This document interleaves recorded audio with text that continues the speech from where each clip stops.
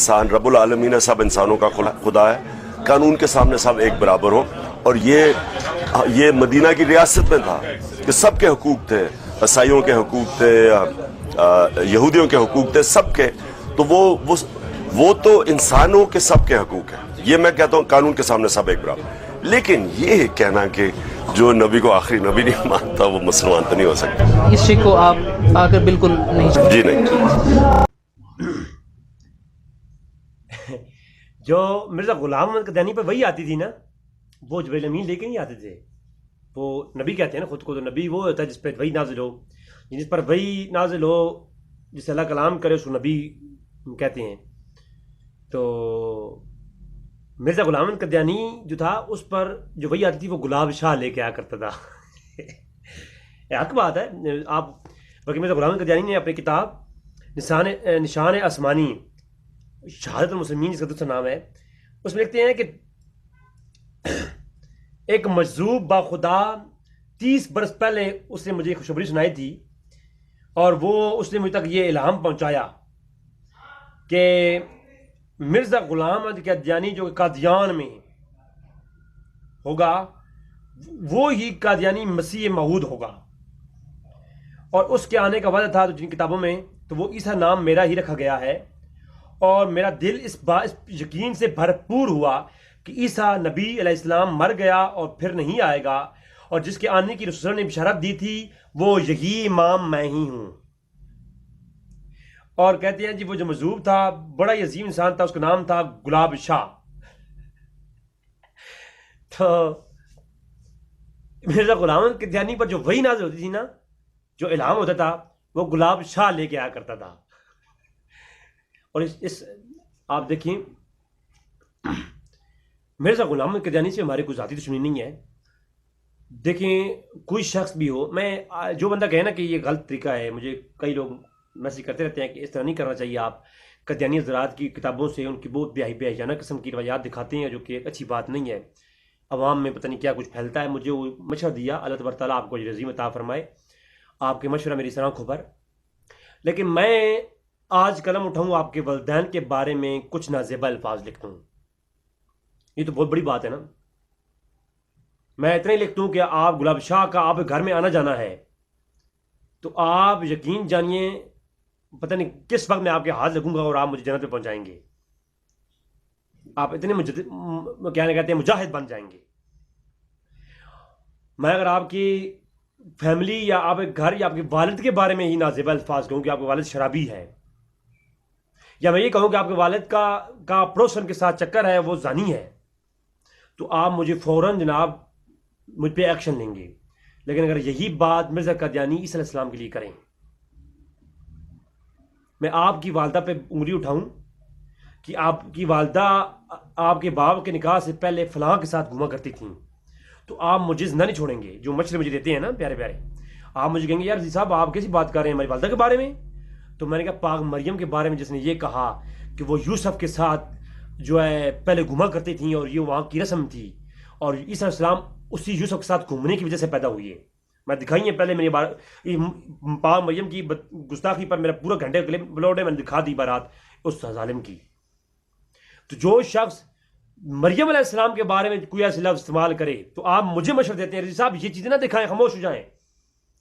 और अगर यही बात मैं आपकी वालदा के बारे में या आपकी फैमिली के बारे में करूं तो आप ये बर्दाश्त नहीं करते, तो इसका मतलब है ये मसला और कोई है, हमारे दीन से दूरी है, हमारे ईमान की कमज़ोरी है कि हम अल्लाह के रसूल और अल्लाह के अंबिया और अल्लाह के अंबिया की जो वालिदैन हैं उनके बारे में तो हम कुछ भी सुनना बर्दाश्त कर लेते हैं। हमारी गैरत ईमानी कुछ बर्दाश्त जो है उसके अंदर ज़रा हमारे ज़मीर के अंदर वो चीज़ नहीं रही।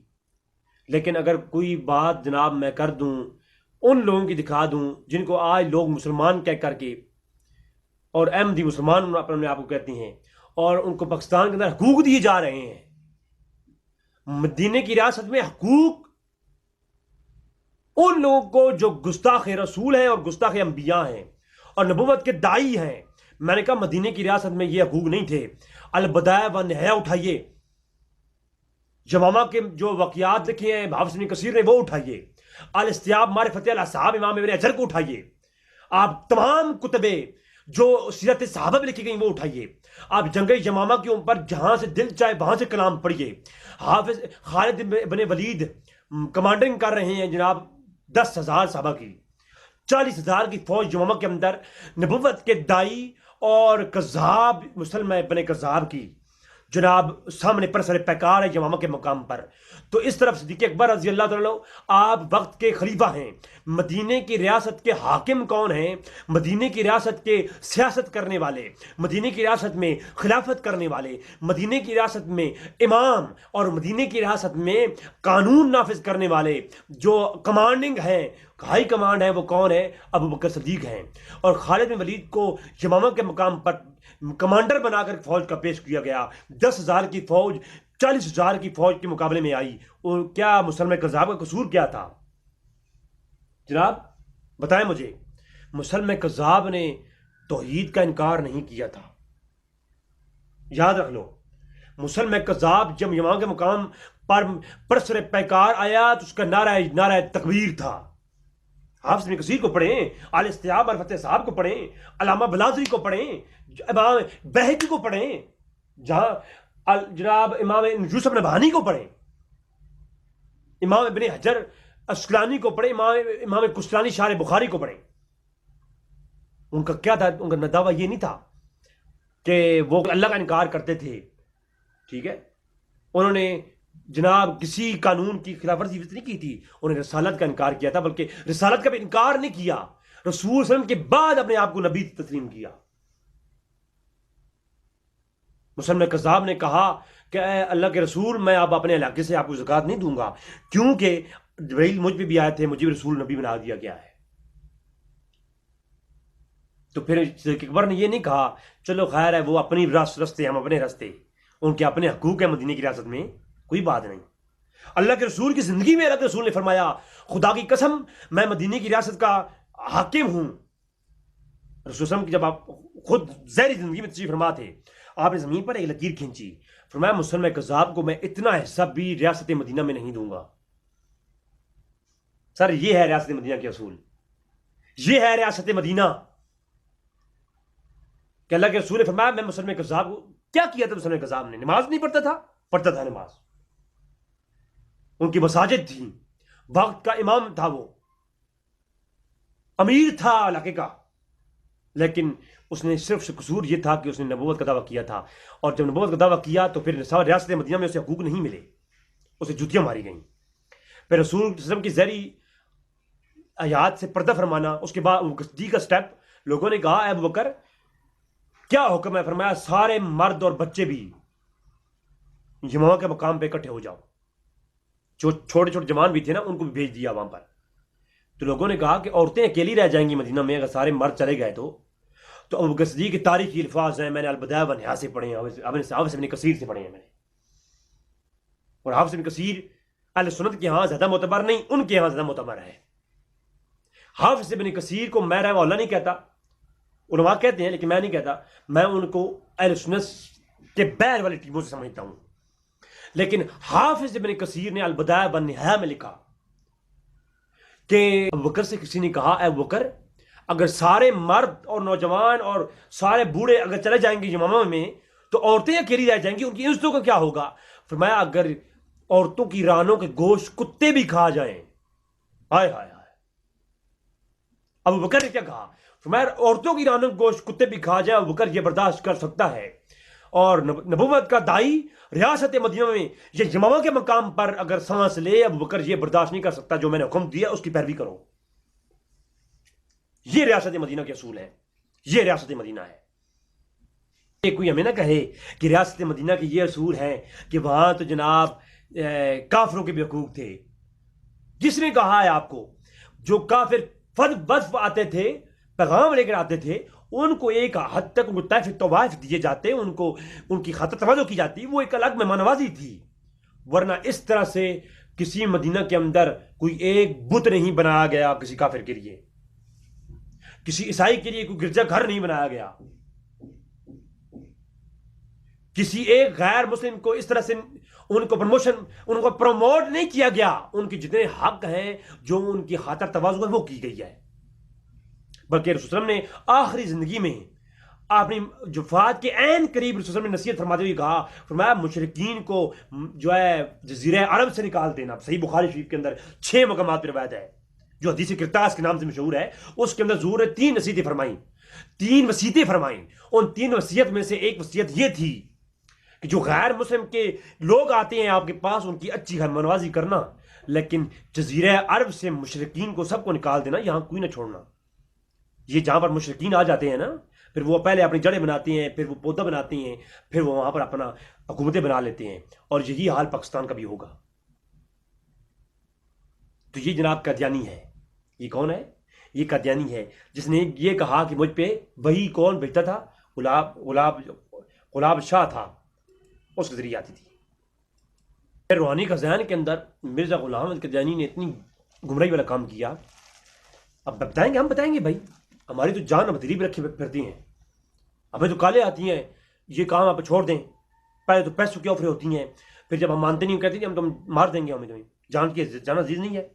ہم یہی کہتے ہیں جی ہمیں رسول وسلم کی جو ہے شان کے مقابلے میں ہمیں اپنی جان عزیز نہیں ہے. جو ختم نبوت پہ ڈاکہ ڈالے گا، جو اللہ کے رسول وسلم کے مقابلے میں ان کی شان کے آڑے آئے گا، خدا کی قسم ہم اپنی جان ہتھیلی بھی لے کے آئیں گے. یہ بات حق ہے، اس میں کوئی کمپرومائز نہیں، ہر چیز پہ کمپرومائز ہے. دیوبندیت شیعت کے ساتھ کمپرومائز ہے. ہم کہتے ہیں، میں تو شیعہ کو بھائی کہتا ہوں، میں دیوبندیوں کو بھائی کہتا ہوں، ہر مسئلہ کو ہم بھائی کہتا ہوں میں تو. لیکن یاد رکھیں، گستاخ اور رسول وسلم کی شان میں تنقیص کرنے والا، ہم اس کے مقابلے میں بالکل اپنے گدنے بالکل ہاتھوں میں لے کے آئیں گے. لو،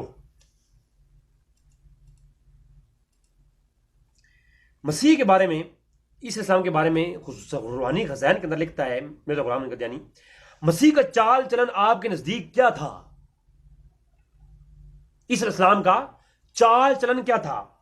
کھاؤ پیو، شرابی، نہ زاہد نہ عابد، حق کا پرستار، متکبر، خود بین، خدائی کا دعویٰ کرنے والا. یعنی عیسی السلام کون تھے؟ خدائی کا دعویٰ کرنے والے تھے. زندگی نہیں بھرا کہ آپ کے ساتھ جو قادیانی ہے، جو نبی علیہ السلام کو آخری نبی مانتے ہیں لیکن ساتھ امتی نبی کلیم کرتے ہیں، کیا یہ یہود و نصارہ سے بدتر ہے؟ یہود و نصارہ تو آپ کے نبی علیہ السلام کو، میرے نبی علیہ السلام کو سرے سے پیغمبر نہیں مانتے، بلکہ تو نعوذ باللہ جھوٹا کہتے ہیں. یہ نبی علیہ السلام کو مان رہے ہیں، ان کو آپ ان سے بدتر تو نہ کہیں. لوگ کہتے ہیں نہیں، مرزا غلام احمد قادیانی تو کافروں سے بھی اچھے ہیں، وہ تو آپ کے رسول کو مانتے نہیں ہیں، وہ تو قرآن کو مانتے نہیں ہیں. اور قادیانی قرآن کو مانتے ہیں. وہ تو جناب آپ کے، میں کہتا ہوں قادیانی ان سے ذلیل ہے. کیوں؟ اس لیے کافر مانتے نہیں ہیں. کافر اس طرح سے قرآن کا مذاق بھی نہیں اڑاتے. عیسائی گستاخی کرتے ہیں تو ان کو تو پتہ نہیں قرآن کی اہمیت کا، وہ گستاخی کر جاتے ہیں، ہم ان کے خلاف ایکشن لیتے ہیں، لیکن اتنا وہ نہیں انہیں کرتے ہیں گستاخی اس حد تک.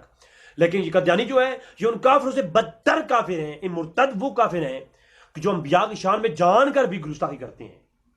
اس اسلام قرآن میں مراقب پڑھنے کے بعد بھی وہ اس اسلام کی شان میں گستاخی کرتے ہیں. وہ مریم کے بارے میں پاکیزگی کا ذکر قرآن میں پڑھنے کے بعد بھی مریم علیہ السلام کے بارے میں گستاخی کرتے ہیں. یہ وہ قادیانی کافر ہے کہ یہ ان کافروں سے بدترین کافر ہے. نہیں، یہ باقی کافروں سے افضل ہوئی ہے نا. نہیں، یہ جو ایسی باتیں کرتی ہیں، یا تو وہ جاہل ہیں یا پھر وہ انہی کے نطفے سے پیدا شدہ ہیں. کیونکہ قادیانیوں کے یہاں تو زنا کے بارے میں بھی ایسا کچھ لکھا ہوا ہے نا کہ مسلمانوں کی لڑکیوں کے ساتھ کیا کچھ کرو، وہ میں انشاءاللہ کسی نشست میں بتاؤں گا، تو آپ خود دیکھیں.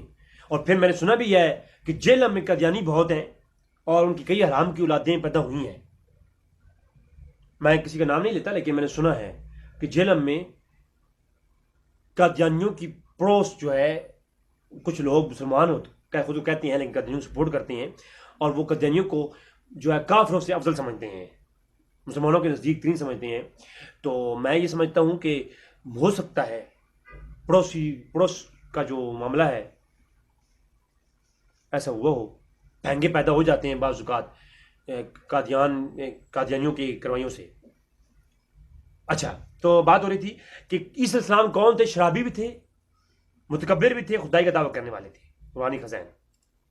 پھر خود میں جو بات، اور یہ بات حق ہے زنا کے بارے میں. اچھا، قادیانی کے وہ ایک شاگرد ہیں خطبات محمود جلد نمبر 19، اس کے اندر آپ دیکھیں ذرا کیا لکھا ہوا ہے کہ حضرت مسیح موعود ولی اللہ تھے اور ولی اللہ کبھی کبھی زنا کر لیا کرتے تھے. جناب ولی اللہ تھے، قادیانی ولی اللہ تھا اور کبھی کبھی زنا بھی کر لیا کرتا تھا. تو جہنم کے اندر جو قادیانی ہے وہ بھی کبھی بھی زنا تو کرتے ہوں گے نا اپنے نبی کی اطاعت کرتے ہوئے. تو اس زنا سے جو پیدا ہوتے ہوں گے پھر وہ بہنگے پیدا ہوتے ہوں گے، قادیانیوں کو سپورٹ کرنے والے ہوتے ہوں گے نا. میں جو بات کر رہا ہوں میں کسی کا نام نہیں لے رہا.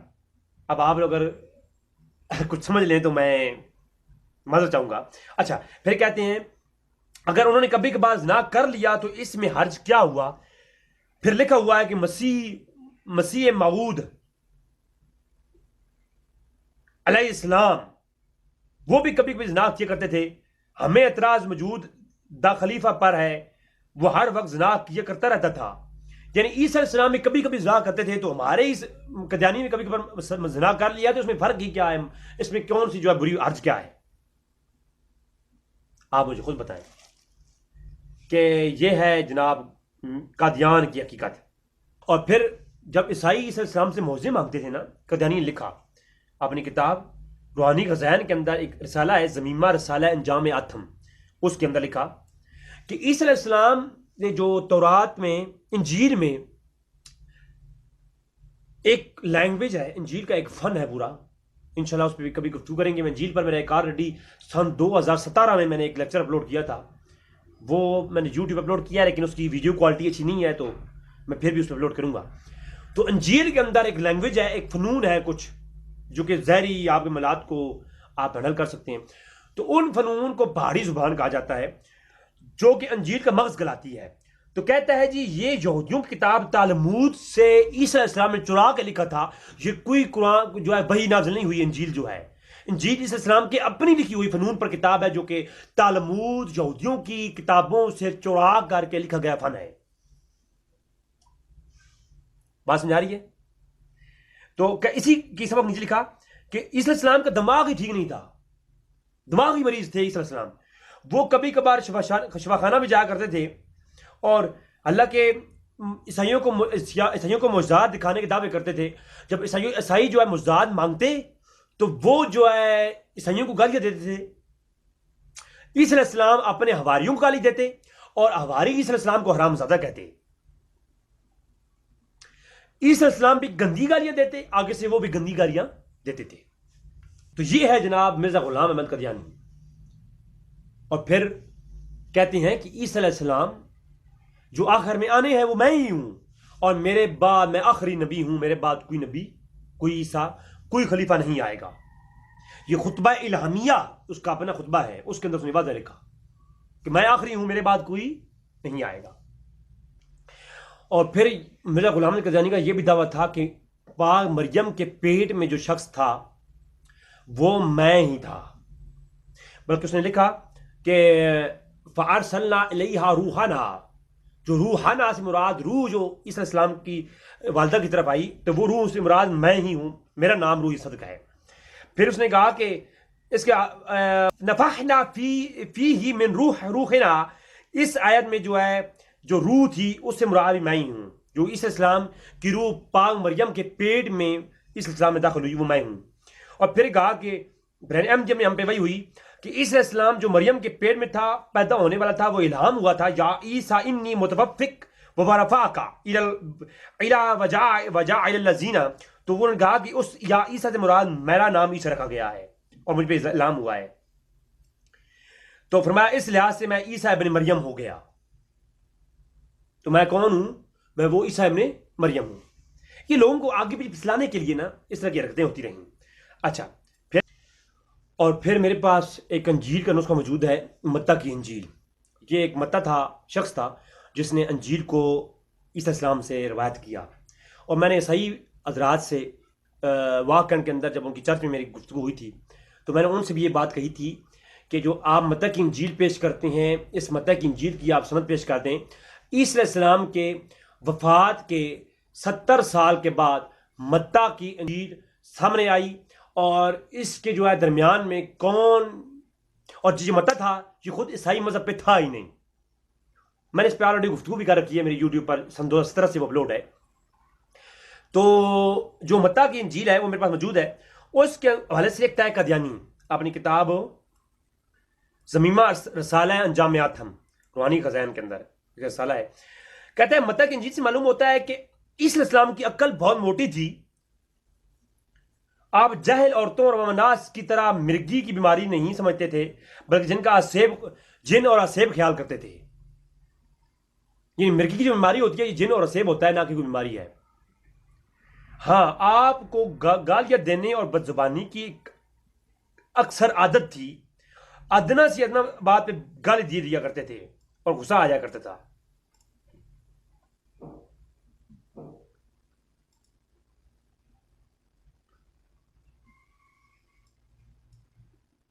اور پھر کہتا ہے کہ اس اسلام کے پاس جو معجزے تھے نا, وہ معجزے نہیں تھے, ڈرامے تھے.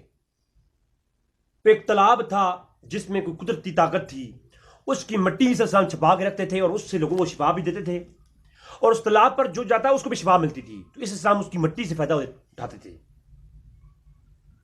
تو یعنی اس اسلام پر اس طرح کے اعتراضات کیے. اور پھر اتنا بڑا ظالم یہ شخص اس نے اسی اپنی کتاب کے اندر جہاں پر یہ بات لکھی, اس بات کے نیچے لکھا, ضمیمہ رسالہ انجام آتم کے نیچے لکھا کہ عیسی اسلام کو بہت نالائق سمجھتے تھے. وہ تھا یہ نالائق, لیکن یاد رکھو کہ جس خون سے عیسی اسلام پیدا ہوئی وہ خون ہی کچھ ایسا ویسا تھا. کیوں؟ آپ کا کنجریوں سے ملان اور صحبت بھی بہت ہی زیادہ تھی. عیسی السلام اپنے پاس ہمیشہ 2-4 کنجریاں رکھتے تھے. یہ آگے آ رہی ہے گفتگو میں سناؤں گا. اب دیکھیں یہ الفاظ میں بولنے سے ڈر رہا ہوں, میرا جسم کام رہا ہے, لیکن جس نے لکھی ہے اب دکھانا میری مجبوری ہے. دکھاؤں گا بھائی, میں دکھاؤں گا, میرا کام ہے یہ. اچھا, قادیانی لکھتا ہے کہ آپ کا خاندان جو تھا وہ نہایت گیا گزر تھا. 3 دادیاں اور نانیاں آپ کی زناکار اور کسبی عورتیں تھیں. یعنی کیا کہہ سکتا ہوں میں. اور آپ کا کنجریوں سے ملان اور صحبت بھی شاید اسی وجہ سے تھی کہ آپ کی خاندانی معاملات اس طرح کے تھے. اور ورنہ کوئی بھی پرہیزگار انسان ایک جوان کنجری کو یہ موقع نہیں دے سکتا کہ وہ اس کے سر پر اپنا ناپاک ہاتھ لگاوے, زناکاری کی کمائی کا پلید عطر آپ کے سر پہ ملے اور اپنے بالوں کو اس کے پیروں میں ملے. سمجھنے والے سمجھ لیں کہ ایک ایسا انسان کس قدر چلن کا آدمی ہو سکتا ہے. یعنی عیسی اسلام کے اس بعد جو بھی لکھا بھی ہے آگے آ رہا ہے کہ عیسی السلام کنجریوں کو بلاتے تھے اور وہ آپ کے جسم پہ تیل ملتی تھیں, عطر بھی ملتی تھیں. اور نعوذ باللہ من ذالک, وہ کلام میں نہیں کرنا چاہتا. بعض ایسی چیزیں ہیں جو میں قادیانی کی ابھی ہائٹ ہی نہیں کر رہا, سامنے نہیں لا رہا. خدا کے لیے میں اب یہ بھی بولتا ہوں تو میں ڈر کے بول رہا ہوں, پتہ نہیں کیا کہا جا سکے اس بارے میں. اور عیسی علیہ السلام کے بارے میں قرآن واقعات ہیں. وہ کہتا ہے کہ جو عیسی علیہ السلام یسوع ہے, اس کے بارے میں پکی خبر قرآن کریم نے جو دی ہے یہ صاف زہر نہیں ہے, اس میں حقیقت نہیں ہے بات. قرآن میں شک کرتے ہوئے کہتا ہے کہ مسلمانوں کے وہ واضح رہے کہ یسوع قرآن کی شریف کی خبر نہیں دی گئی. وہ کون تھا؟ پادریوں اس بات کہہ لیں گے یسوع وہ شخص تھا جس نے خدائی کا دعویٰ کیا تھا, اور موسیٰ علیہ السلام کا نام ڈاکو اور بٹمار رکھا, اور آنے والے مقدس نبی کے وجود سے بھی انکار کیا. اس رسم کے بارے میں یہ بھی قادیانی نے اپنی کتاب ضمیمہ جو ہے رسالہ آتم, یہ کتاب چاہیے ہو تو مجھ سے لیں. کتاب میں جو لے رہا ہوں میں اتہاس سے پڑھ رہا ہوں, کتابیں مجھ سے لیں, خود پڑھ لیں جی, بالکل فری واٹس ایپ کروں گا. پھر عیسی السلام کے بارے میں روحانی خزائن کے اندر سالم نے لکھا دافع بلاد کے اندر, کہتا ہے مسیح کی رست بازی, عیسی السلام کی رست بازی اپنے زمانے میں دوسری رست بازوں سے بڑھ کر ثابت نہیں ہوتی, بلکہ یا نبی کی اس پر ایک فضیلت ہے, کیونکہ وہ شراب نہیں پیتے تھے. علیہ السلام شراب نہیں پیتے. سنا گیا کہ فاحش عورت نے آ کر کے اپنی کمائی کے مال اور عطر سے انہیں اپنے ہاتھ لگایا ہو, یا بالوں کو چھوا ہو, یا بدن کو چھوا ہو, یا کوئی بے تعلق جوان عورت اس کی خدمت میں آئی ہو. یعنی علیہ السلام فضیلت تھی کہ ان کو کوئی عورت نے نہیں چھوا, نہ ان کو ٹچ کیا ہے, نہ ان کے پاس آئی ہے. ٹھیک ہے, اسی وجہ سے خدا نے قرآن میں یا کا نام حصور رکھا, مگر مسیح کا یہ نام نہ رکھا گیا کیونکہ ایسے قصے ان کے لیے رکھنے سے مانے تھے۔ پھر کہ عیسی السلام نے یحییٰ کے ہاتھ پر، جس کی عیسائی یونا کہتے ہیں، جو پیچھے ایلیا بتایا گیا ہے، ان گناہوں سے توبہ کی تھی۔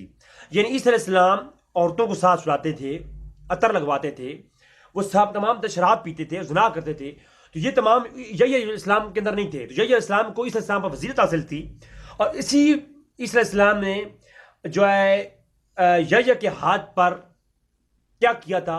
توبہ کی تھی، جو یوحنا کتاب ہے آج بھی موجود ہے عیسائیوں کے ہاں، اس انجیل کی ایک ٹرم ہے، تو اس کے اندر آج بھی یہ بات موجود ہے۔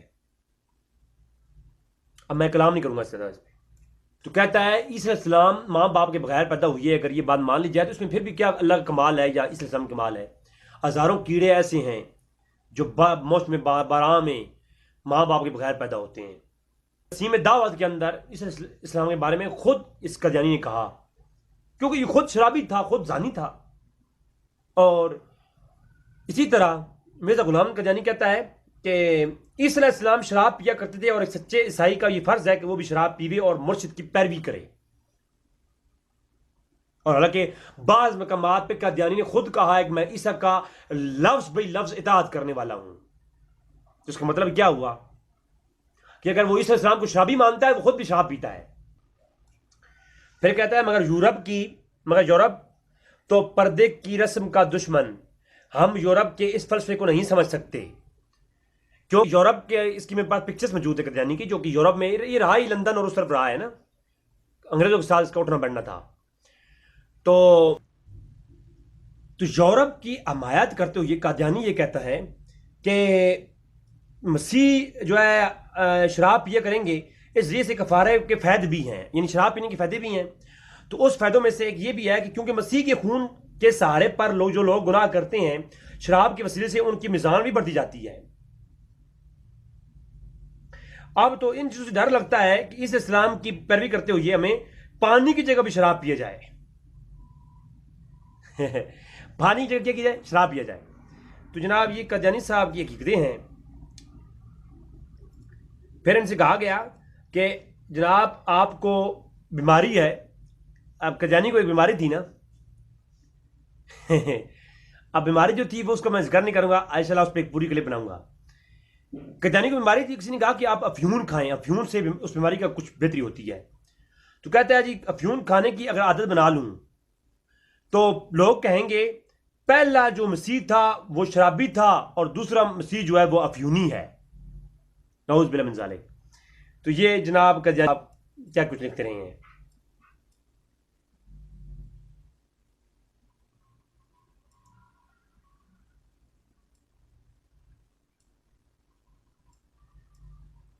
تو مرزا غلام احمد قادیانی بدترین وہ شخص ہے، اور قادیانیوں کو یہ نہ کہو کہ قادیانی جو ہے وہ عام کفار سے افضل ہیں، یہ ان کفار سے بدتر ہیں، یہ ان کفار سے بدتر کافر ہیں۔